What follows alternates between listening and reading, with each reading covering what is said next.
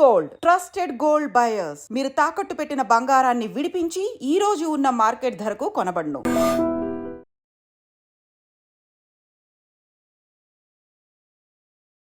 ఈ వారం మన గెస్ట్ నటుడిగా మారిన న్యాయవాది పేరు శ్రీకాంత్ చిత్తల.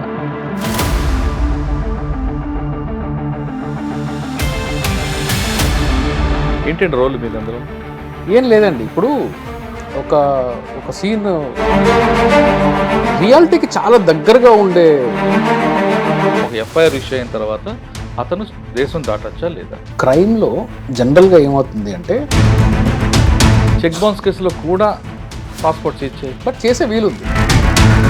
ఆమె డబ్బులతో సెక్స్ చేయాలని పిలిచింది, ఆర్గనైజర్ లేకుండా. ఈ వ్యక్తి వెళ్ళిన తర్వాత ఇతను ఒక్కడని చెప్పి ఇంకొక ఇద్దరు తీసుకెళ్ళాడు అనుకో, అప్పుడు ఆమె రేపు వస్తుంది.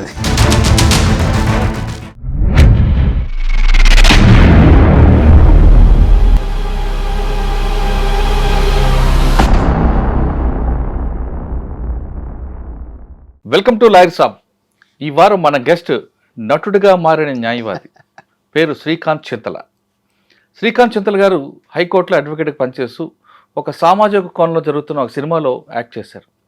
ఆ సినిమా ఏంటి, ఆ సినిమాలో ఆయన రోల్ ఏంటితో పాటు ఇంకా ఆయన ప్రొఫెషన్లో తీసుకునేసరికి ఒక వ్యక్తి మీద కేసు నమోదైతే ఆ వ్యక్తి విదేశాలకు వెళ్ళొచ్చా లేదా, అతను పాస్పోర్ట్కి అప్లై చేయొచ్చా లేదా, అతని ఉద్యోగానికి ఏవైనా ఇబ్బందులు ఉంటాయా లేవా అనే విషయాల్ని సార్ అడిగి తెలుసుకున్నాం. సార్ నమస్తే అండి. నమస్తే. ముందుగా కొత్త జీవితంలోకి వెళ్తున్నందుకు, కొత్త ప్రొఫెషన్లోకి వెళ్తున్నందుకు మీకు శుభాకాంక్షలు. ప్రొఫెషన్ కాదండి, నాకు డైరెక్టర్ రాజ్కొండ గారి మీద ఉండే రెస్పెక్ట్, ఆయన కథ మీద నాకుండే గౌరవం, ఆయన ఇంటెన్షన్ మీద ఉండే గౌరవం. అంటే మీరు ప్రొఫెషన్ మారట్లేదు? నేను ప్రొఫెషన్ మారట్లేదు, నేను నటుడిని అవదాచుకోలేదు. నేను I'm happy in my profession. అయితే ఒక సోషల్ కాజ్ రాజ్ గారు ఆయన తీసిన మల్లేశం సినిమా, తర్వాత 8 AM మెట్రో అనే సినిమా, రెండు అద్భుతమైన సినిమాలు. ఆ తర్వాత వారితో ట్రావెల్ చేసే క్రమంలో స్క్రిప్ట్ పంపించడం జరిగింది. స్క్రిప్ట్ చదివిన తర్వాత అందులో ఆయన ఇంటెన్షన్ నాకు చాలా క్లియర్గా కనిపించింది. అందుకని కొంతవరకు ఆ లీగల్ డ్రామా రాసిన దాంట్లో చిన్న చిన్న అడ్వైజెస్ ఇవ్వడము అలాంటివి చేశాను.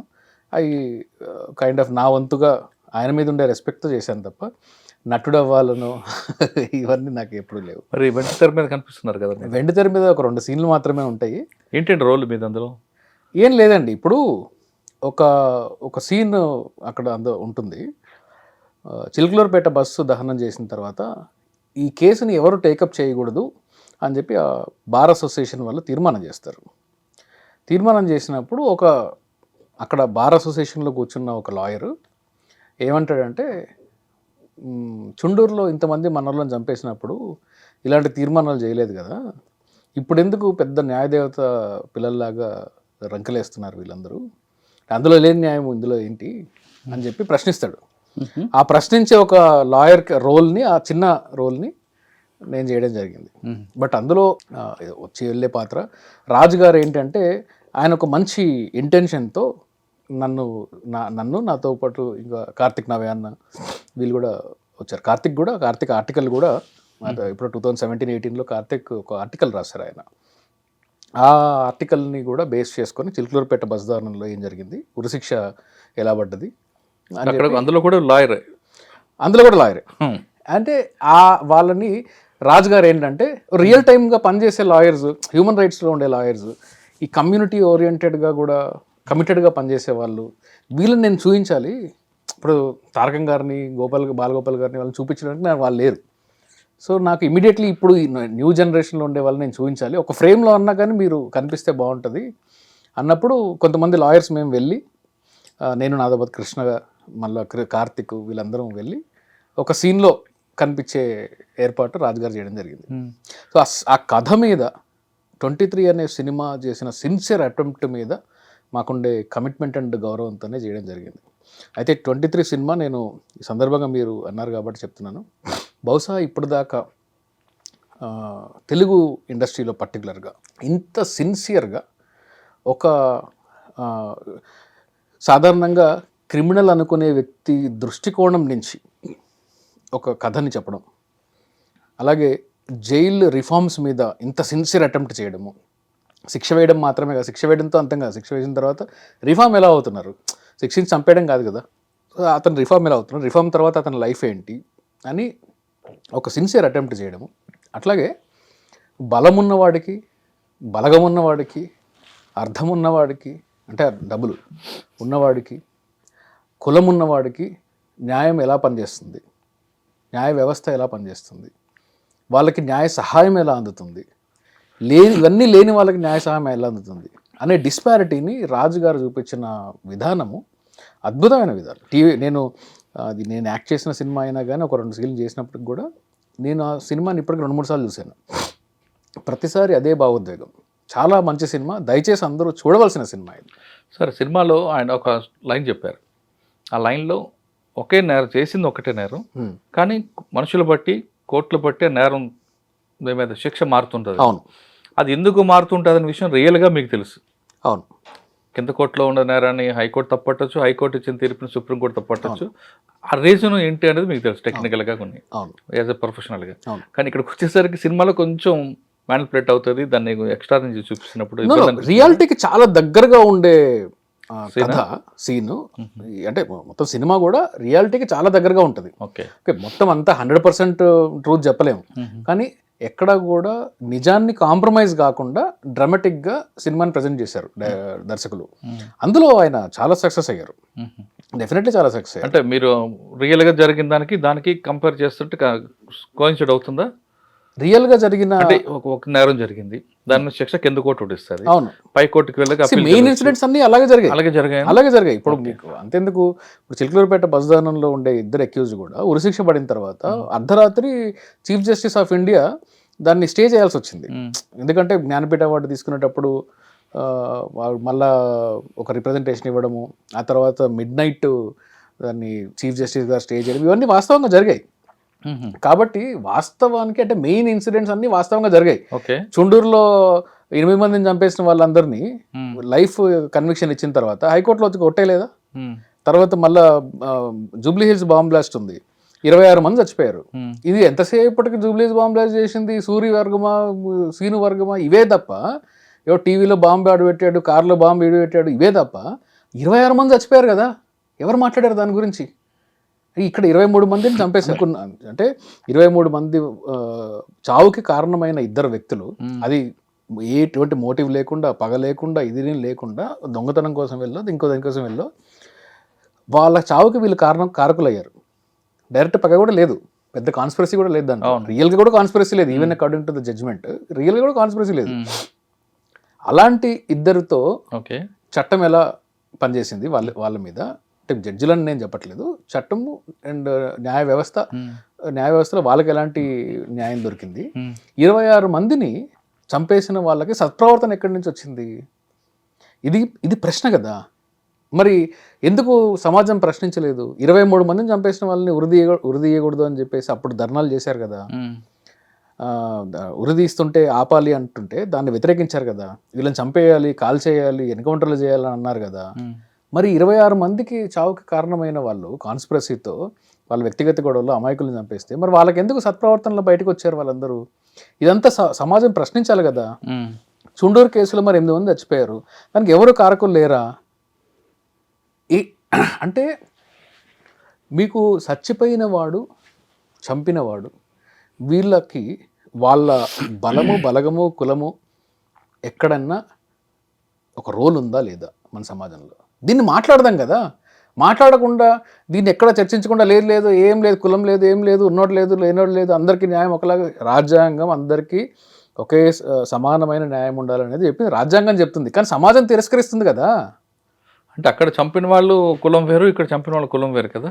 అంతేగా, అందుకనే కదా శిక్ష కూడా మారిపోద్ది. రామానాయుడు చూడదర చంపిన వాళ్ళు కులం వేరు, చుండూరులో జరిగింది అంటే వాళ్ళు బలమైన సామాజిక వర్గాల నుంచి చెందిన వాళ్ళు, వెనకాల రాజకీయం ఉంది, పలుకుబడి ఉంది, పేరుంది, డబ్బులు ఉన్నాయి, దానికి ఒక ఫ్యాక్షన్ ఉంది, అంటే ఇట్స్ పవర్ఫుల్ పర్సన్స్. వీళ్ళు సాధారణంగా 3 సంవత్సరాల్లో కన్విక్షన్ పడిపోద్ది, తర్వాత వాళ్ళకి ఉరి పడిపోద్ది. మళ్ళా అంటే బహుశా దర్శకులు ఇలా చూపించలేదు, కానీ నేను చెప్తున్నాను, 2 దళితులు కన్విక్షన్ పడితే వాళ్ళకి క్షమాభిక్ష పెట్టకపోతే, మళ్ళీ ఇంకొక దళితుడు ప్రెసిడెంట్ ఆఫ్ ఇండియా అయితే ఆయన క్షమాభిక్ష పెడితే వాళ్ళు బతకాలి ఇవాళ. కానీ మీకు రేప్ చేసి, ప్రెగ్నెంట్ ఉమెన్ని రేప్ చేసి, వాళ్ళ కళ్ళ ముందే తన ఫ్యామిలీని రేప్ చేసి, చిన్న పిల్లోడిని బండకేసి బాధి చంపేసి ఇంత చేసిన వాళ్ళని, ఈ సత్ప్రవర్తన కలిగిన వాళ్ళు వీళ్ళందరూ మంచి సంస్కారాలతో పుట్టిన బ్రాహ్మణులు కాబట్టి వీళ్ళని నేను విడుదల చేయాలి అని చెప్పేసి రెమిషన్ ఇస్తారా మీరు? అంటే సామాజిక కోణంలో జరిగిన దాన్ని దర్శకుడు చూపించారు. ఒక లాయర్గా మీరు ఒక రెమిషన్ ఇచ్చినప్పుడు ఎవరికి ఇచ్చారు మీరు రెమిషను? మత కల్లోలాలు చేసి ఒకటే ఫ్యామిలీలో ఒక ఉమెన్ని రేప్ చేసి, అంటే ఆ ఏరియాలో ఉండే వాళ్ళందరూ ఆ ఉమెన్ని రేప్ చేసి చంపేసి, పిల్లల్ని కూడా చంపేసి కళ్ళ ముందే చేసిన వాళ్ళకేమో వీళ్ళు సత్ప్రవర్తన కలిగిన బ్రాహ్మణులు అని చెప్పేసి మీరు రెమిషన్ ఇచ్చి జైలు నుంచి బయటకు తీసుకొస్తారా? తెలుసో తెలియకో చేసిన ఒక తప్పు, నేను వాళ్ళ తప్పుని సమర్థించట్లే నేను, వాళ్ళకి మీరు వెంటనే ఉరిశిక్షలు పడిపోతాయా? అంటే వ్యవస్థ ఎలా పనిచేస్తుంది? జడ్జిమెంట్ నిజమై ఉండొచ్చు, జడ్జి గారు నిజమై ఉండొచ్చు, జడ్జి గారు ఏం చేయలేరండి. వాళ్ళ ముందుకు వచ్చిన కేసుని వాళ్ళు వాదోపవాదాలు విన్న తర్వాత వాళ్ళు జడ్జిమెంట్ ఇస్తారు. కానీ మన ఓవరాల్ వ్యవస్థ ఎలా ఉంది? ఎవరికి వ్యవస్థ ఫాస్ట్గా పరిగెడుతుంది, ఎవరి కోసం వాళ్ళు మెల్లగా మెల్లగా అడుగులేస్తుంది, ఎవరి కోసం అసలు నిలిచిపోయింది, ఎవరి కోసం కళ్ళు మూసుకొని ఉంది, ఏళ్ల తరబడి కేసులన్నీ కూడా పోలీస్ స్టేషన్లో ఫైల్లో మాత్రమే ఉండిపోయి వెంటనే ప్రభుత్వాలు మారగానే ఎవరి కోసం ఫైళ్ళు బయటకు వస్తాయి. ఇవన్నీ చూడట్లేదా? ప్రశ్నించరు. ఎందుకు? ప్రశ్నిస్తే భయం, నాకేమవుద్దో, నేను జైలుకి పోతానేమో, నన్ను ఏమన్నా చేస్తారేమో, ఇలా సైలెంట్గా ఉండి అసలు మన దేశం ఇండిపెండెంట్ అవ్వడానికి ఇంత పోరాటాలు చేసింది బానిసల్లాగా బతకడానికి కాదు, స్వేచ్ఛగా సమానంగా అందరూ గౌరవంగా బతకడానికి. వీటిని సమాజం ఈరోజు ఆలోచించడం మానేసింది, ప్రశ్నించడం మానేసింది. అందులో ఒక దర్శకుడు మెయిన్ స్ట్రీమ్ మీడియాలోకి తీసుకొచ్చి, మెయిన్ స్ట్రీమ్ సిల్వర్ స్క్రీన్ మీద నేను ఈ సమస్యల్ని నేను చూపిస్తాను, కాంప్రమైజ్ కాకుండా నేను చెప్తాను, ఎవరేదన్నా కానీ నేను ఈ కథను నేను చెప్పి తీరుతాను అని ముందుకు వచ్చే ఒక దర్శకుడు, దానికి నా వంతు సహాయం నాకు ఉండాలి కదా, నా వంతు పాత్ర నేను చేయాలి కదా. సో ఇది ప్యూర్లీ సోషల్ కమిట్మెంట్తో సినిమాలో నేను భాగం తీసుకోవడం జరిగింది. అందరూ కూడా ఈ సినిమాని చూడాలి. అట్లీస్ట్ వాళ్ళు కూడా ప్రశ్నించుకోవడానికి ఈ సినిమా చాలా విధాలుగా ఉపయోగపడుతుంది. సార్ సినిమా ఓకే, కోర్టులు, జడ్జిమెంట్లు, ఆర్గ్యుమెంట్స్, ఇదంతా మీద ఒక ప్రొఫెషనల్. కానీ ఇక్కడికి వచ్చాక క్లాపు, మేకప్, ఇవన్నీ కట్టు, మళ్ళీ రీటేక్, ఇవన్నీ ఇబ్బంది అనిపించలేదా? లేదు. ఎందుకు అంటే సింగిల్ టేక్లో చేశారా? ఎందుకు అంటే నేను మేకప్ వేసుకోలేదు, క్లాప్ కట్లు అవన్నీ నేను అంతకుముందు కొంచెం ఎంతో కొంత తెలుసున్న వాడిని కాబట్టి కొత్తగా ఏం అనిపించలేదు. సింగిల్ టేక్లో చేయడానికి నేనేమి ఎస్టాబ్లిష్డ్ ఆర్టిస్ట్ని, యాక్టింగ్లో ఉన్నవాడిని కాదండి. రాజు గారు దర్శకత్వంలో ఆయన చెప్పిన విధంగా, ఆయనకు కావాల్సిన విధంగా చేయడానికి ప్రయత్నించాను. అది ఎంతవరకు వచ్చింది అనేది మరి చూసిన వాళ్ళు చెప్పాలి. నాకైతే ఓకే, ఈ సినిమా సక్సెస్ అయింది అనుకోండి, నెక్స్ట్ మరొకసారి సామాజిక కోణం సినిమాకి మీరు ముందుకు వస్తారా? సామాజిక కోణంలో నేను ఇంకోటి కూడా చెప్తాను. ఒకరిద్దరు దర్శకులు నాకు వాళ్ళ స్క్రిప్ట్లో అడుగుతూ ఉంటారు, సామాజిక కోణంలో ఎవరు ఎటువంటి సినిమా తీసినా కానీ దానికి లీగల్ హెల్ప్ కావాలి అన్న, దాంట్లో లీగల్ ఒపీనియన్ కావాలి అన్న, నా ప్రమేయం ఎక్కడన్నా కావాలి అన్న, లీగల్ డ్రామా రాయాలి అన్న, నేను ఆల్వేస్ అవైలబుల్గా ఉంటాను. ఎందుకు అంటే మీడియా అనేది చాలా పవర్ఫుల్. అంటే రిటర్న్ అయ్యి ఉండొచ్చు, ఫిల్మ్ అయ్యి ఉండొచ్చు, డాక్యుమెంటరీ అయ్యి ఉండొచ్చు, యూట్యూబ్ అయ్యి ఉండొచ్చు, ఏదైనా కానీ ఆర్ట్ ఫామ్లోకి వచ్చిన తర్వాత కూడా ఇంకా చాలా పవర్ఫుల్గా తయారవుద్ది అది. సో కాబట్టి అంత పవర్ఫుల్ మీడియం ద్వారా సమాజానికి ఉపయోగపడేది ఎవరైనా ఏదన్నా పని చేస్తానంటే ఖచ్చితంగా నేను దానికి హెల్ప్ చేసి తీరుతా. ఓకే, ఇక మన ప్రొఫెషన్లోకి వద్దాం. సరే, ఫస్ట్ మీకు అడిగి చెప్తున్నాడు క్వశ్చన్లో, ఒక వ్యక్తి మీద కేసు నమోదైతే అది చిన్న కేసు అవ్వచ్చు, కాన్స్పిరసీ అవ్వచ్చు, మర్డర్ కేసు అవ్వచ్చు, ఆ కేసు ఇన్వెస్టిగేషన్ స్టార్ట్ కాకముందే వాళ్ళకి నోటీస్ ఇవ్వడం, విచారణ పిలుస్తాం. ఈ టైంలో కానీ లేదా అంతకన్నా ముందే ఏమైనా ప్లాన్ చేసుకొని విదేశాలకు వెళ్ళాలనుకుంటే లేదా ఉద్యోగాల కోసం అప్లై చేసుకుంటే ఈ కేసు ఇబ్బంది అవుతుందా? ఒక ఎఫ్ఐఆర్ ఇష్యూ అయిన తర్వాత అతను దేశం దాటచ్చా లేదా? అంటే మీరు అడిగిన క్వశ్చన్కి ఎలా ఉందంటే క్రైమ్ చేయాలనుకున్న వాళ్ళందరికీ ఒక కాషన్ లాగా అడిగారు మీరు క్వశ్చన్ని. అంటే అందరికీ కాదు, కొన్ని అన్ఎక్స్పెక్టెడ్గా కొన్ని అవుతాయండి. ఒక ట్రాఫిక్లో ఒక యాక్సిడెంట్ అయింది. ఎందుకంటే ఇప్పుడు వాళ్ళు ఎఫ్ఐఆర్ అయిన తర్వాత దేశం వదిలి వెళ్ళిపోవచ్చా అంటే నేను టెక్నికల్గా చెప్పాను అనుకోండి, మర్డర్ చేసి పారిపోతారు అందరు రేపు పొద్దున. అలా చెప్పకుండా అలాగే అంటే నేను మర్డర్ చేసి పారిపోవడం కదా, ఒక రోడ్ యాక్సిడెంట్ అయింది. ఆయన ఆల్రెడీ రేపు మార్నింగ్ యూఎస్ వెళ్ళాలి, అన్ఎక్స్పెక్టెడ్ యాక్సిడెంట్ అయింది, ఆయన మీద ఎఫ్ఐఆర్ అవుతుంది అంటే ఐపీసీలో 304A అయింది అనుకోండి, ఆయన వెళ్ళొచ్చా వెళ్ళకూడదా? వెళ్ళచ్చు, లేదు 490 అయింది. వెళ్ళచ్చు. అంటే మీకు క్రైమ్లో జనరల్గా ఏమవుతుంది అంటే cognisable, non cognisable, compoundable, non compoundable ఇలా ఉంటాయి. అందులో కూడా మీకు స్టేషన్ బెయిల్ ఇచ్చే కేసులు అనుకోండి, స్టేషన్ బెయిల్ అంటే ఇంతకుముందు 41 నోటీస్ 41A నోటీస్, 35 BNSS. ఈ స్టేషన్ బెయిల్ ఇచ్చినప్పుడు అందులో ఏదన్నా కండిషన్ ఏదన్నా పెట్టొచ్చా, మ్యాజిస్ట్రేట్ దగ్గర నుంచి స్పెషల్ పర్మిషన్ తీసుకోవచ్చా, ఇన్ ఫారెన్ కంట్రీ వెళ్ళిపోతాడు కాబట్టి, ఫారెన్ నేషనల్ కాబట్టి ఇతన్ని మనం ఇక్కడ కానీ వదిలేస్తే ఇతను పారిపోవచ్చేమో, పాస్పోర్ట్ సరెండర్ చేయండి అని చెప్పి ఆర్డర్స్ ఏమన్నా ఉండి పాస్పోర్ట్ సరెండర్ చెయ్యాలి అనే ప్రొసీడింగ్స్ ఏదన్నా ఉంటే మాత్రమే ఇండియాలో ఉండాల్సి వస్తుంది. అదర్వైజ్ ఇండియాలో ఉండాల్సిన అవసరం లేదు. ఫర్ ఎగ్జాంపుల్ ఇప్పుడు 498 కేసులు ఎన్ని ఉంటాయండి? 498 కేసులు నిన్నగాక మొన్న ఒక డేటా ఒకటి పబ్లిష్ అయింది. 40% మంది మహిళల మీద డొమెస్టిక్ వైలెన్స్ జరుగుతుందంట తెలంగాణలో. కేవలం తెలంగాణలో రిపోర్టెడ్ కేసెస్ 40% మహిళలు, పెళ్ళైన వాళ్ళు డొమెస్టిక్ వైలెన్స్కి గురవుతున్నారు. నా లెక్క ప్రకారము ఇంకా ఎక్కువే ఉంటారు, ఆల్మోస్ట్ 70-80% ఉంటారు. ఎందుకు ఉంటారు చెప్తున్నారు. డొమెస్టిక్ వైలెన్స్ అంటే అందరూ కూడా ఈ కొట్టడము, చంపడము, లేకపోతే హింసించడము, కాల్ చేయడము, లేకుంటే కట్నం వేధింపులు ఇవే అనుకుంటారు. చాలా ఫామ్స్లో డొమెస్టిక్ వైలెన్స్ ఉంటుంది. సో ఇది కేసు నమోదైంది అనుకోండి, కేసు నమోదైన వెంటనే అతను ఉద్యోగం పోగొట్టుకొని లేదంటే ఫారెన్ వెళ్ళి ఆపర్చునిటీ పోగొట్టుకొని అంత అవసరం లేదు. ఇలాంటి క్రైమ్స్ ఏదైనా రిజిస్టర్ అయినప్పుడు సీరియస్ క్రైమ్ కాకపోతే, అరెస్ట్ చేయదగ్గ క్రైమ్ కాకపోతే స్టేషన్ బెయిల్ ఇచ్చినప్పుడు కొన్ని కండిషన్స్ అనేది పెట్టడం జరుగుతుంది.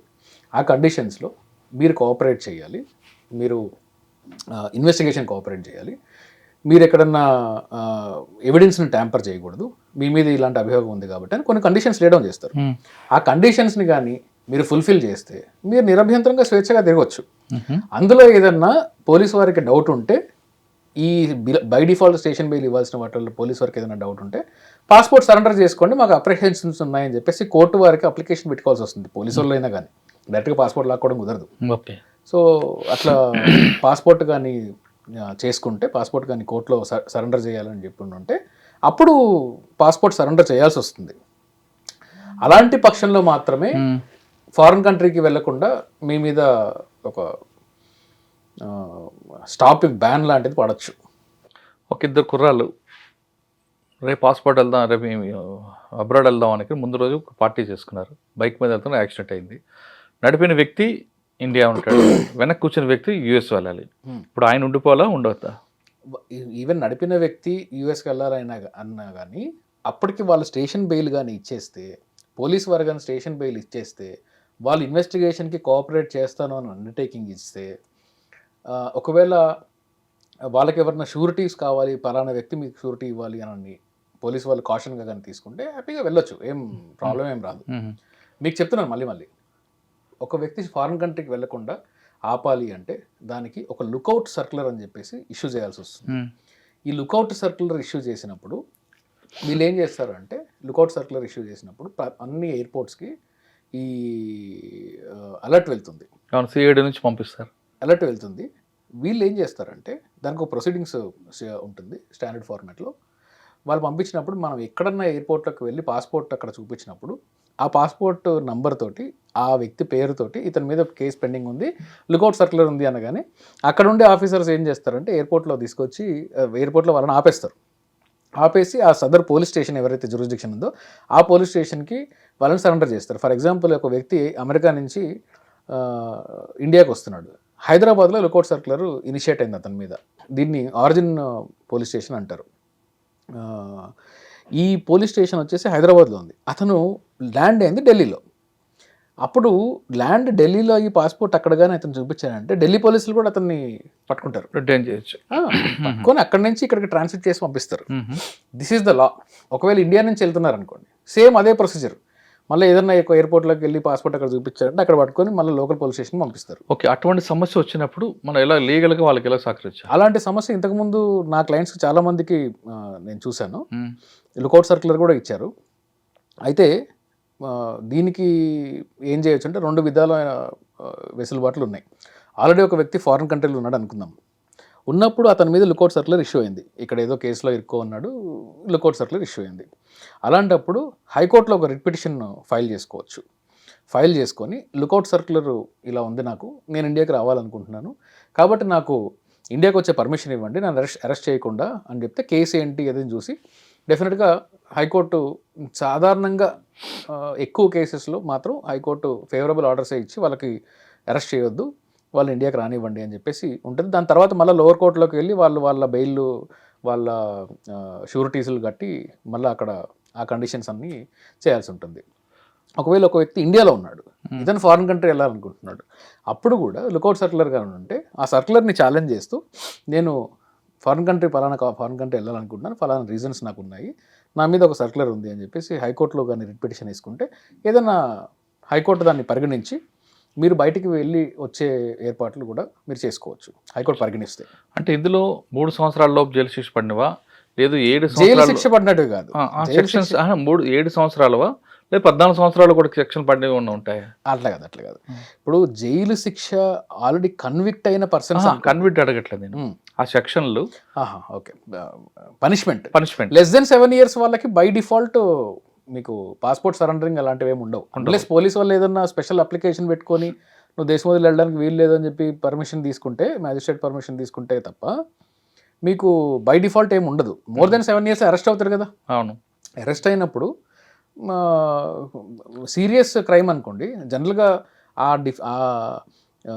ప్రాసిక్యూషన్ వాళ్ళు బెయిల్ ఆర్గ్యుమెంట్స్ అప్పుడే ఒకవేళ అబ్జెక్షన్ తీసుకున్నారు అనుకోండి, ఇతను ఫారిన్ కంట్రీ వెళ్ళే ఛాన్స్ ఉంది, ఇతను పాస్పోర్ట్ ఏదైనా సరెండర్ చేయండి అని చెప్పి ఒకవేళ ప్రాసిక్యూషన్ వాళ్ళు కానీ ఆర్గ్యుమెంట్స్ అప్పుడు చెప్పినా కానీ జనరల్గా బెయిల్ కండిషన్ రాస్తారు. స్టేట్ వదిలి వెళ్ళడానికి లేదు, సిటీ వదిలి వెళ్ళడానికి లేదని కూడా కండిషన్స్ ఉంటాయి. సరే, కొన్ని చెక్ బౌన్స్ కేసులు ఉంటాయి, చెక్ బౌన్స్ కేసులో కూడా పాస్పోర్ట్ సీజ్ చేయొచ్చు? లేదు, జనరల్గా చెయ్యరు. చెక్ బౌన్స్ కేసుల్లో కూడా పాస్పోర్ట్ సీజ్ చేయడం అనేది జరగదు. ఇంతవరకు నేను అట్లాంటి సిచ్యువేషన్స్ అయితే చూడలేదు, బట్ చేసే వీలుంది. మ్యాజిస్ట్రేట్ అనుకుంటే చేయొచ్చు, అతను వదిలేసి వెళ్ళిపోతాడు అనుకుంటే డెఫినెట్లీ చేయొచ్చు. 498లో చెప్పండి. 498లో చాలా కామన్గా లుకౌట్ సర్క్యులర్స్ వస్తూ ఉంటాయండి. ఎందుకు వస్తూ ఉంటాయంటే ఈ బేసికలీ ఈ ఎన్ఆర్ఐకి ఇవి చేసుకుంటారు కదా, పెళ్ళిళ్ళు చేసుకుంటారు కదా, ఈ ఎన్ఆర్ఐలు ఏం చేస్తారంటే పెళ్ళి ఇక్కడ చేసుకుంటారు, తర్వాత యూఎస్కి వెళ్తారు. యూఎస్కి వెళ్ళిన తర్వాత ఆ అమ్మాయి మరి అక్కడ గొడవ జరిగినా ఇక్కడ గొడవ జరిగినా ఎందుకు అని విడిపోయినా కానీ 498 కేసు ఇండియాలో పెడతారు న్యాచురల్గా. నేను కొన్ని కేసెస్ ఎలా చూసానంటే, అమెరికాలో ఒకవేళ నేను కేసు పెడితే అక్కడ ఫేవరబుల్ ఆర్డర్స్ నాకు రావు కాబట్టి, మహా అంటే డైవర్స్ వస్తుంది, రావు కాబట్టి నేను ఇండియాలో నేను మా ఫాదర్ ద్వారా మా సిస్టర్ ద్వారా 498 పెట్టిస్తాను అని చెప్పిన కేసులు కూడా చూశాను నేను. ఈడ ఫాదర్ వచ్చేసి కంప్లైనెంట్గా మారి కేసు పెట్టడం జరిగింది. కేసు చెప్తా ప్రాక్టికల్గా జరిగింది. అందులో చాలా కామన్గా ఆ వ్యక్తి ఎక్కడ ఉంటాడు, యూఎస్లో ఉంటాడు. యూఎస్లో ఉంటాడు, ఇక్కడ ఛార్జ్ షీట్ కూడా అయిపోద్ది, ఆయన 41కి రాడు, ఆయన దేనికి రాడు. ఈ లోపల ఛార్జ్ షీట్ వేసి అబ్స్కాండింగ్ చూపిస్తారు. అబ్స్కాండింగ్ చూపించిన తర్వాత వెంటనే బై డిఫాల్ట్ లుకౌట్ సర్క్యులర్ అంటాడు. సర్క్యులర్ ప్రొసీడింగ్స్ అనగానే ప్రొసీడింగ్స్ స్టార్ట్ అవుతాయి, అన్ని డిపార్ట్మెంట్కి వెళ్ళిపోతుంది. ఇక ఆయన ఇండియాకి రావాలి అంటే అరెస్ట్ అవుతాడనే భయం, ఈ లుకౌట్ సర్క్యులర్ ఉందన్న విషయం తెలియక చాలామంది ఏదో ఒక ఎయిర్పోర్ట్లో ల్యాండ్ అవుతారు ఢిల్లీలో, జనరల్ కనెక్టింగ్ ఫ్లైట్లు పట్టుకొని, అక్కడ అరెస్ట్ అయ్యి అక్కడి నుంచి పోలీసు వాళ్ళ ద్వారా ఫ్రీగా హైదరాబాద్కి వస్తుంటారు. సార్, ఒక కేసులో చెప్పండి, మీరు చెప్తున్నట్టుగా ఒక ఎన్ఐఏ సంబంధం, అమ్మాయి అక్కడికి వెళ్ళింది, ఇద్దరి మధ్య విభేదాలు, అక్కడ కోర్టుకు వెళ్ళారు, అక్కడ విడిపోయారు, కానీ అతనిని ఇంకా హింసించాలి, ఆయనకి ఇంకొక రకంగా పనిష్మెంట్ ఇవ్వాలని ఆమె ఇక్కడ ఇండియాకి వస్తుంది, ఇక్కడ కంప్లైంట్ పెడుతుంది. మీరు చెప్పినట్లుగానే అంతా జరుగుతాయి, కానీ ఇంకా ఆయన రాడు, ఆయన తీసుకురావాలి ఇంటెన్షన్తో అతని పేరెంట్స్ మీద కూడా కేసు పెడతారు, బై డిఫాల్ట్గా పెడతారు. మరి అప్పుడు ఆ పేరెంట్స్ అనవసరంగా ఇరుక్కుంటారు కదా.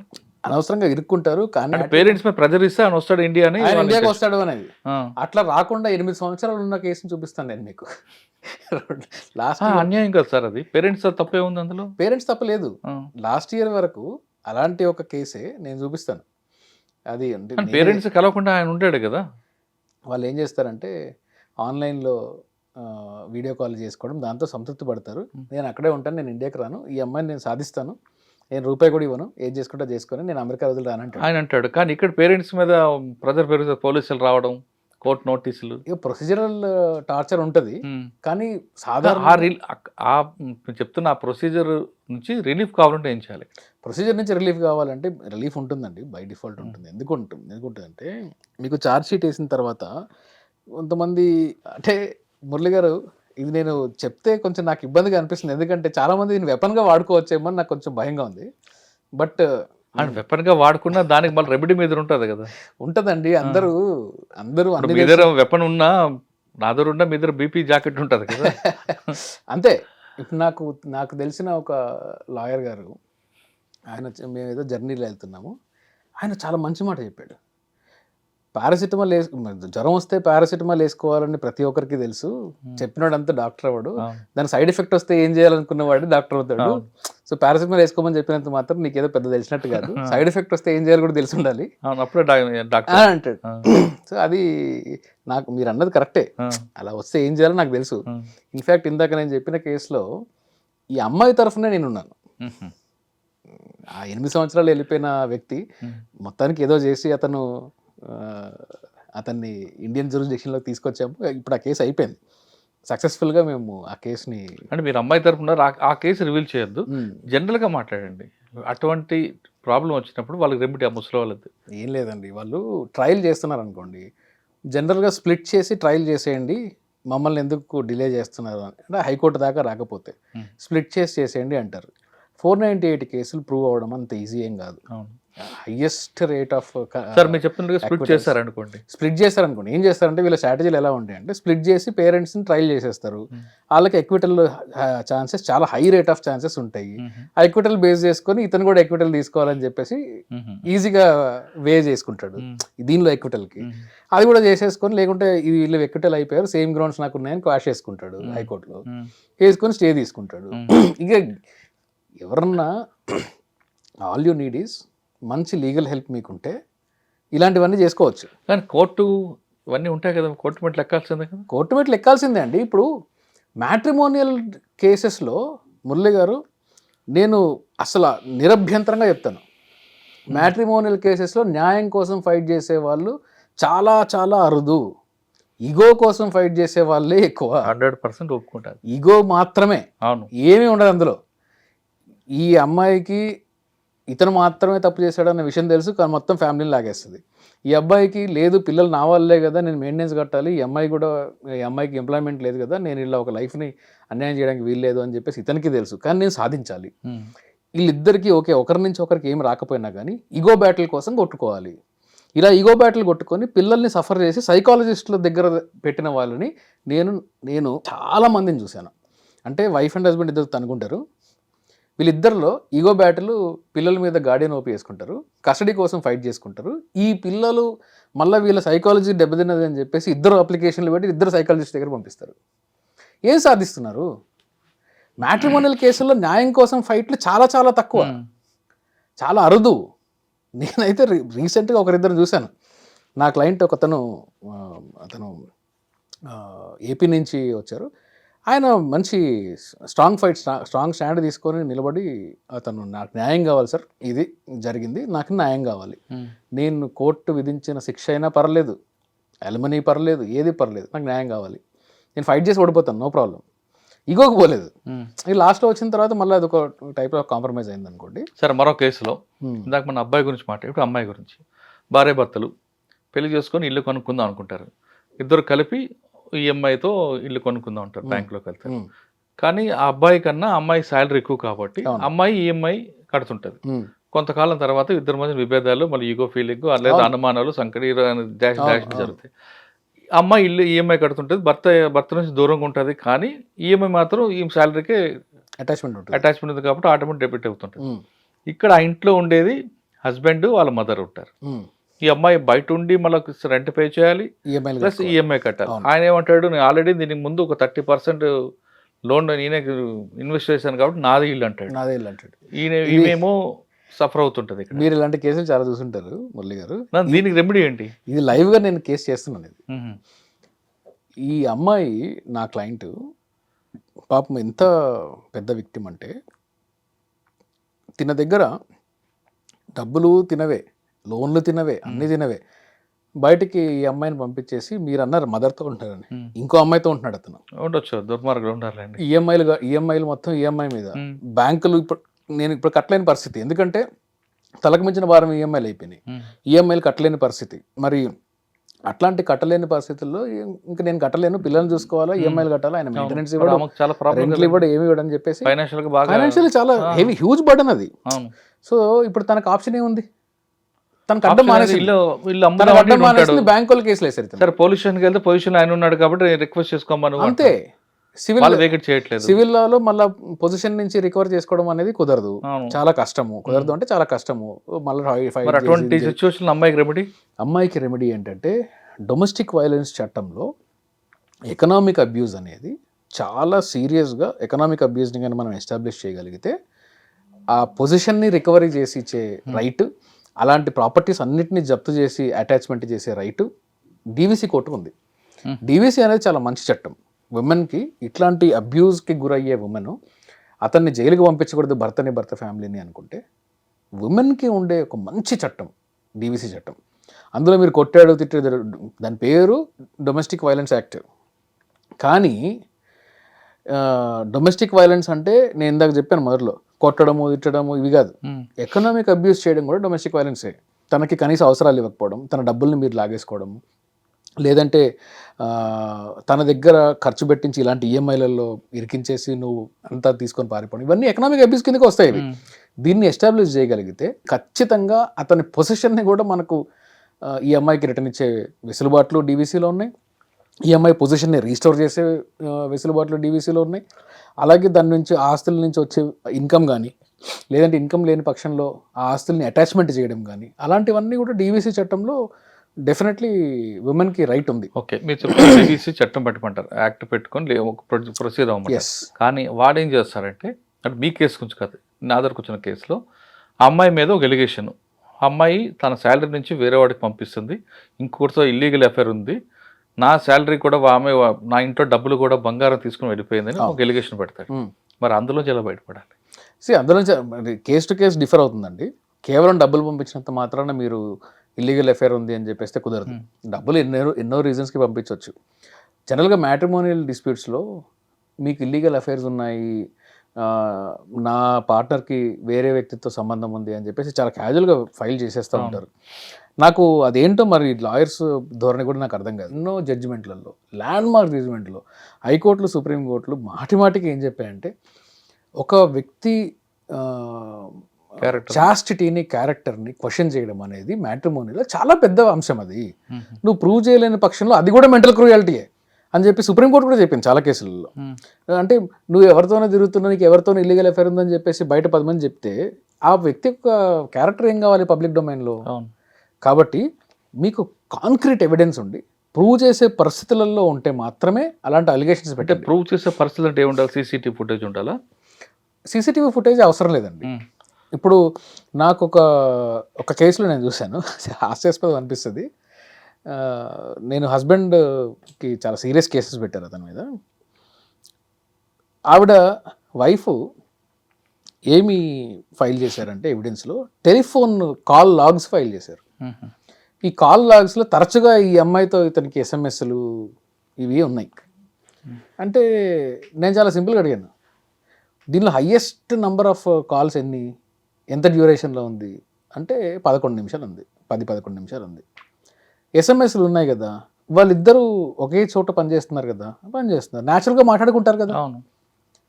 అండ్ 11 నిమిషాలు మాట్లాడడం అనేది రాత్రి ఎప్పుడో 1 o'clock 2 o'clock మాట్లాడితే మరి వాళ్ళు నైట్ షిఫ్ట్లో ఉన్నారు, మాట్లాడకుండా ఏం చేస్తారు? దేనికో మాట్లాడుకోవాలి. సో నువ్వు దానికి అక్రమ సంబంధం అంటగట్టేస్తే ఎట్లాగా? అది ఎవిడెన్స్ కాదు కదా. నైట్ 1 o'clock మాట్లాడితే ఇంకేముంటుందండి అంటే నీ మైండ్లో ఉంది అది. నైట్ 1 o'clock మాట్లాడడం మాత్రమే ఒక night 1 o'clock good night baby, morning 4 o'clock good morning baby అని పెడుతుంటారు కదా కొంతమంది. ఇంకా అవి ఏం చేయలేమండి, అలాంటివి ఇన్ఫరెన్స్ తీసుకురావచ్చు. డిన్నర్ చేసావా, పడుకున్నావా, తెల్లారిందా, good morning baby, good night, ఇలాంటివి ఉంటాయి. అయితే అక్రమ సంబంధాన్ని ప్రూవ్ చేయడం అనేది అంత ఈజీ కాదు. ఒకవేళ ప్రూవ్ చేయాలి అని అన్నా కానీ మీరు మీ లాయర్తో మాట్లాడుకొని ముందుగా ఒక ప్లాన్ చేసుకొని దీన్ని ఎలా ప్రూవ్ చేయాలని ఒక స్ట్రాటజీ మీరు ఒక ఫ్రేమ్ చేసుకొని అప్పుడు కేసు వేసుకుంటే మంచిది. అలా కాకుండా ఎట్లాగంటే అట్లా అడ్డదిడ్డంగా మీరు పెట్టేశారనుకోండి, అనవసరంగా కేసులు పోతాయి. ఓకే సార్, ఫైనల్గా చెప్పండి. ఉమెన్కి అన్యాయం జరుగుతుంది. అదే ఫైనల్గా చెప్పండి, ఒకవేళ పెట్టాలి అనుకుంటే మీరు అంటలుగా లాయర్తో మాట్లాడి ముందు ప్రొసీడ్ అవ్వండి తప్ప ఊరికనే ఎలిగేషన్ పెట్టదంటారు, అవును. రైట్? ఒకవేళ నిజంగా ఉందనుకోండి, ఉమ్, హస్బెండ్కి ఉంటుండగానే వైఫ్కి ఇంకొకరితో ఇల్లీగల్ సంబంధం అనుకోండి, ఉమ్. ఇప్పుడున్న కొత్త బిఎస్ఎన్ఎల్ దీంట్లో ఆ సెక్షన్ ఉందా లేదా? బిఎన్ఎస్లోనా? అంటే బైగామి అనేది మీకు పైగా మీకు లేదు కదండి ఇప్పుడు. ఇప్పుడు లేదు. ఆ, బైగామి అనేది క్రైమ్ కాదు, ఇంకా ఆ, it is no more a crime, కానీ it is ground for divorce, ground for mental cruelty. అచ్చా. మ్యాట్రిమోనియల్ డిస్ప్యూట్స్లోకి వచ్చేసరికి అది మెంటల్ క్రూయాలిటీయే, ఉమ్, దానికి బిఎన్ఎస్ అక్కర్లేదు. ఉమ్. Bigamy already supreme court strike and down, కానీ డైవర్స్కి అప్లై చేసుకో. డైవర్స్ అప్లై చేసుకోవచ్చు. అచ్చా. Bigamy is a ground for divorce, mental క్రూయాలిటీకి అది గ్రౌండే. డీవీసీలో మీరు ఇది చేసుకోవచ్చు. కానీ స్పెషల్గా గతంలో ఐపీఎస్లో 494 లేదు. లేదు, ఇట్స్ నో మోర్ దేర్. ఒకవేళ దొరికింది అనుకుంటా ఆమె, అప్పుడు ఏం చెప్తారు? ఏం చెప్తారు? నా ఇష్టం అంటే. ఇద్దరు కన్సెన్షువల్ కదా, ఆ, ఒక ఇద్దరు వ్యక్తులు కన్సెన్షువల్గా ఉమ్. ఒక సెక్షువల్ రిలేషన్షిప్లో ఉండుంటే అట్ ద మ్యాక్స్ వీళ్ళు సరే, డైవర్స్ అందులోనే తీసుకోవచ్చు. ఇద్దరి మధ్యన ఫ్రెండ్షిప్ లో వేరే అయింది అనుకుందాం, కానీ కమర్షియల్ యాంగిల్ కనిపిస్తే కమర్షియల్ యాంగిల్ కనిపించినా కానీ అంటే ఈ ప్రివెన్షన్ ఆఫ్ ఇమ్మోరల్ ట్రాఫికింగ్ యాక్ట్లో కూడా కేవలం కమర్షియల్ సెటప్లో మీరు ఉమెన్ని ట్రేడ్ చేస్తే, బిజినెస్ రన్ చేస్తే, బ్రోతల్ రన్ చేస్తే మాత్రమే పీటా యాక్ట్.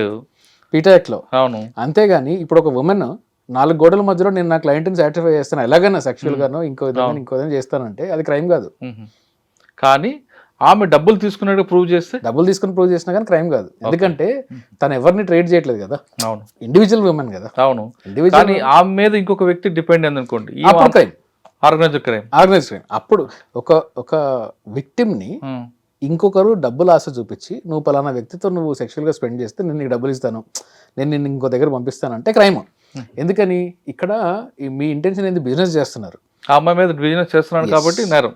ఎస్, నేరం. కానీ ఆమెకైనా నాకు ఫైనాన్షియల్ ప్రాబ్లం ఉందని ఆవిడ ఒక్కరే చేసుకుంటే డబ్బులు తీసుకున్నా తీసుకోకపోయినా 4 గోడల మధ్యలో బిజినెస్ లేకుండా ఇంకొకరిని దీనిలోకి లాగకుండా తనకు తాను ఒకవేళ ఇలాంటిది ఏదైనా చేస్తే అది క్రైమ్ కాదు. ఓకే.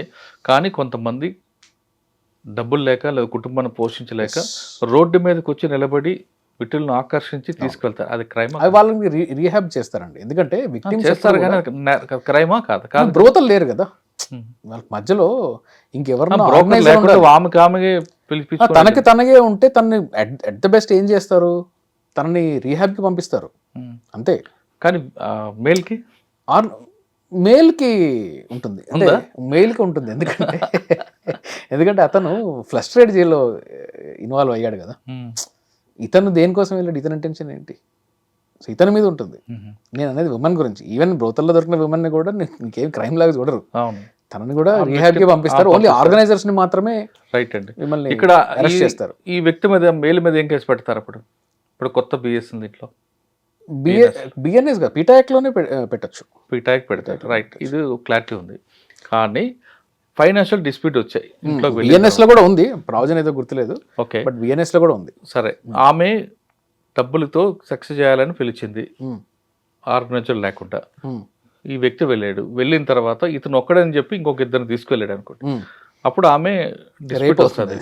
అది అక్కడ ఏం జరుగుతుంది? అది రేప్ అవుతుంది. ఎందుకు అంటే ఈ యొక్క కన్సెంట్ లేకుండా, ఉమెన్ కన్సెంట్ లేకుండా ఏ మగాడైనా కానీ ఎవరైనా కానీ ఒక సెక్షువల్ ప్రెషర్ కానీ పెట్టినా, ప్రలోభ పెట్టినా, బెదిరించినా, లేదంటే తనని కోయర్స్ చేసినా ఇవన్నీ నేరాలే.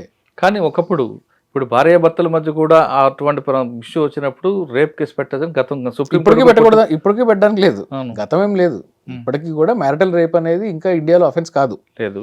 కాదు. ఇప్పుడు నేను బ్రోతల్ కేసులో ఆయన ఒకరిని వస్తానని చెప్పి ఇద్దరు తీసుకెళ్ళాడు అనుకోండి, అది ఆమె కేసు పెట్టాలి, నన్ను రేప్ చేశాడని పెట్టాలా, లేదు ఒకటితో నేను ఫైనాన్షియల్ మాట్లాడి ఇంకొకటి ఎడిషనల్గా వచ్చాడు వీడు ఒక్కడే రేప్ చేశాడు పెడుతుందా? రెండు పెట్టినా తప్పలేదు, తన అడ్మిట్ అయినా తప్పలేదు.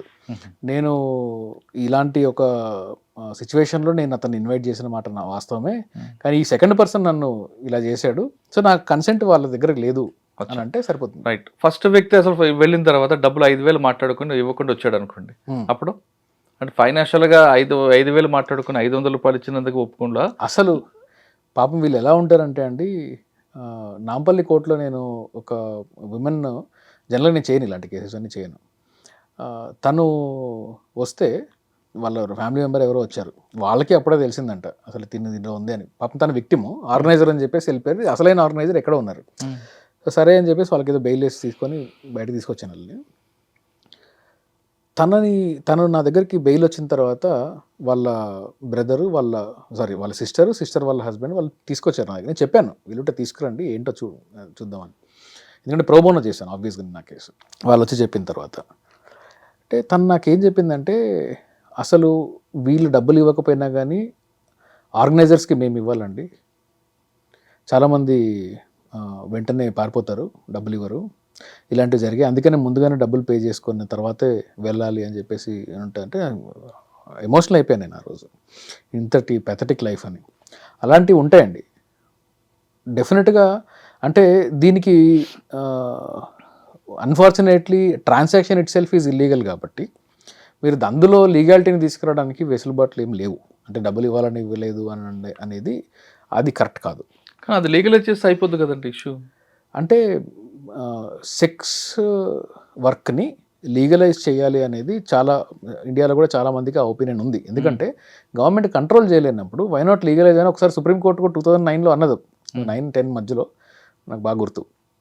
సుప్రీంకోర్టు కూడా అన్నది, మీరు కంట్రోల్ చేయలేకపోతున్నారు ఈ ఇమ్మోరల్ ట్రాఫికింగ్ని, కంట్రోల్ చేయలేనప్పుడు కనీసం లీగలైజ్ చేయండి కదా. దీన్ని లీగలైజ్ చేస్తే మీ హెల్త్ కండిషన్స్ అన్న ఉంటుంది, ఆ ఉమెన్ హెల్త్ని రీహాబ్కి పనికి వస్తుంది, ఎవరైనా ఐడెంటిఫై జరుగుతుంది, మనీ ట్రేడ్ మొత్తం దీంట్లో ఛానలైజ్ అవుతుంది, ఉమెన్ హెల్త్ని కాపాడవచ్చు, సెక్షువల్లీ ట్రాన్స్మిటెడ్ డిసీజెస్ని చేయొచ్చు అని చెప్పి. అందుకనే మీకు కొన్ని కంట్రీస్ స్టడీస్ ఏం చెప్తున్నాయంటే, లీగలైజ్ చేసిన తర్వాత ఇన్ఫ్యాక్ట్ సెక్స్ వర్క్ తగ్గింది అక్కడ క్రైమ్ తగ్గింది, ఉమెన్ పట్ల క్రైమ్, రేప్ కేసెస్ ఇలాంటివి తగ్గినాయి. నేనేం అడ్వకేట్ చేయట్లేదు, నాకు దాని మీద ఇండియన్ కాంటెక్స్ట్లో నేను ఎప్పుడు స్టడీ చేయలేదు. ఇప్పుడు మనం మాట్లాడుకుంటుంటే మీరు టాపిక్ తీశారు, సో నేనేమి దాని మీద ఇన్డెప్త్గా స్టడీ చేయలేదు. ఎక్కడో ఒక దగ్గర ఒక బ్యాలెన్స్డ్ అనేది రెగ్యులేషన్ అనేది తీసుకురావాలి. గవర్నమెంట్కి ఒకవేళ ఈ లీగల్ ఈ సెక్స్ వర్క్ని కానీ మీరు కంట్రోల్ చేయలేకపోతే, లిమిట్ చేయలేకపోతే, తగ్గించలేకపోతే, ఫ్లష్ ట్రేడ్ని కానీ మీరు తగ్గించలేకపోతే, దాన్ని ఆల్టర్నేట్ మెకానిజమ్స్ ఏంటి అనేది స్టడీ చేసిన తర్వాత ఒక లా తీసుకురావడం అనేది అవసరం అనేది నా ఒపీనియన్ కూడా. ఇప్పుడుండే ప్రెజెంట్ లా, నా పర్సనల్ ఒపీనియన్, ఇప్పుడుండే ప్రెజెంట్ లాలో మీకు ఏం చేస్తారండి, వాళ్ళని తీసుకొని వెళ్ళి రీహాబ్లో పెట్టేసి వాళ్ళు నేను బయటకు వదలను అని చెప్పేసి అదొక పనిష్మెంట్ లాగా ఉంటుంది. ఉండలేరు, ఆల్రెడీ విక్టిమ్స్. సో అంత సెన్సిబుల్ సిస్టమ్ లాగా నాకు అనిపించలేదు. అంటే మన హిందూ సాంప్రదాయ ప్రకారం జరగకూడదు. హిందూ సాంప్రదాయం, క్రిస్టియన్ సాంప్రదాయం, ముస్లిం సాంప్రదాయం ఏం లేదండి. ఏ సాంప్రదాయంలో అయినా కానీ మీకు మతానికి ఈ పర్టికులర్ ఇమ్మోరల్ యాక్టివిటీ కాకుండా భారతదేశ సాంప్రదాయ ప్రకారం అది విరుద్ధం కదా. ఏ సాంప్రదాయ ప్రకారం కూడా విరుద్ధమే. ఒక ఉమెన్ని, ఒక వ్యక్తిని, ఉమెన్ అనే కాదు, ఒక వ్యక్తిని ఇంకొక వ్యక్తి సెక్షువల్ ప్లెజర్ కోసము డబ్బులు లేదంటే భయమో ఇంకొద్ది ప్రలోభమో పెట్టి సెక్షువల్గా ఒక శరీరాన్ని వాడుకోవడం అనేది అది చాలా లేకి మెంటాలిటీ. అది కన్సెన్సస్ అనేది ప్రతి ఒక్క రిలేషన్షిప్లో కూడా అవసరం. ఇందులో కన్సెంట్ ఉండదు. నేను డబ్బులు ఇచ్చాను కాబట్టి కన్సెంట్ వచ్చిందనే వీళ్ళు కూడా ఉన్నారు. అది కన్సెంట్ కాదు, అది మీరు ఆప్షన్ లేకుండా చేస్తున్నారు, ప్రలోభ పెడుతున్నారు, డబ్బులు ఇచ్చి ఒప్పిస్తున్నారు. తనకుండే సర్కమ్స్టాన్సెస్ని, తనకుండే పరిస్థితులని మీరు అడ్వాంటేజ్గా తీసుకుంటున్నారు. అడ్వాంటేజ్గా తీసుకొని మీరు తనని సెక్షువల్గా ప్లెజర్ తీసుకోవాలని ట్రై చేస్తున్నారు. ఇవన్నీ కూడా ఇన్హ్యూమన్ యాక్టివిటీస్ ఇవన్నీ కూడా. సో అందుకనే దాని పేరు కూడా ఇమ్మోరల్ ట్రాఫికింగ్ అని అంటారు. సో ఇమ్మోరల్, ఇన్హ్యూమన్ క్రైమ్ ఇది ఆగాలి, ఇది కరెక్ట్ కాదు. సో ప్రభుత్వాలు దీనిలో విఫలమయ్యాయి, చట్టాలు ఉన్నప్పటికీ కూడా విఫలమయ్యాయి దీనిలో. కాబట్టి బెటర్ యాక్ట్ తీసుకొని వస్తే బాగుంటుంది అనేది నా వ్యక్తిగతమైన ఒపీనియన్. ఓకే, కేసులు పడ్డాయి కదా అని భయపడద్దు. అమెరికా వెళ్ళాలన్నా దీనికి ఒక లీగల్ పాయింట్ ఉంది కాబట్టి వెళ్ళేటప్పుడు ఒకసారి ఆలోచించినట్టున్నారు శ్రీకాంత్ గారు. ఆయన చెప్తున్నట్లుగా ప్రతి సమస్యకు ఒక రెమెడీ ఉంటుంది, దాని ప్రకారం ప్రొసీడ్ అవ్వండి, అంతేగాని భయపడాల్సిన పని ఏం లేదంటూ చెప్తున్నారు. ఇక సెక్స్ విషయంలో కూడా ఇప్పటికైనా ప్రభుత్వాలు ఒకసారి ఆలోచించి దీనికి సరైన నిర్ణయం తీసుకుంటే దీని మీద ఒక క్లారిటీ వస్తుంది అంటూ శ్రీకాంత్ గారు చెప్తున్నారు. త్వరలో శ్రీకాంత్ గారు ఇంతవరకు మనం కోర్టులో చూసాం, ఇప్పుడు వెండి తెర మీద త్వరలో చూడబోతున్నాం. ఆయన అనుకున్న లక్ష్యం, ఆయనకు అనుకున్న గోల్ సక్సెస్ అవ్వాలని కోరుకుందాం. శ్రీకాంత్ చింతల్ గారితో ఎక్స్క్లూజ్ ఇంటర్వ్యూ. వచ్చే వారం మరొక ఇస్తాం, మళ్ళీ కలుద్దాం. అంతవరకు నమస్తే, థ్యాంక్ యూ అండి. నమస్తే మురళి గారు, మీరు కూడా 23 సినిమాని అందరం చూడమని చెప్పి మీరు రికమెండ్ చేయాలి. తప్పకుండా. ఇక సంబంధాల చుట్టూ మాత్రమే తిరుగుతోంది. మళ్ళీ ఎన్నికలంగానే చాలా విరక్తి కలుగుతాను. మంచి అనిపిస్తుంది కదా, లేడీస్ కూడా ఛాలెంజింగ్ జాబ్స్ చేసినప్పుడు చాలా బాగుంటది. ట్రాఫిక్ అసిస్టెంట్స్ గా నియమించిన ట్రాన్స్జెండర్స్ అందరితో సాల్యూట్ చేయించుకుంటున్నారు. ఫుడ్ డెలివరీ ఇవ్వటానికి వెళ్ళినటువంటి డెలివరీ బాయ్ అనిల్ పై కళ్ళ ముందు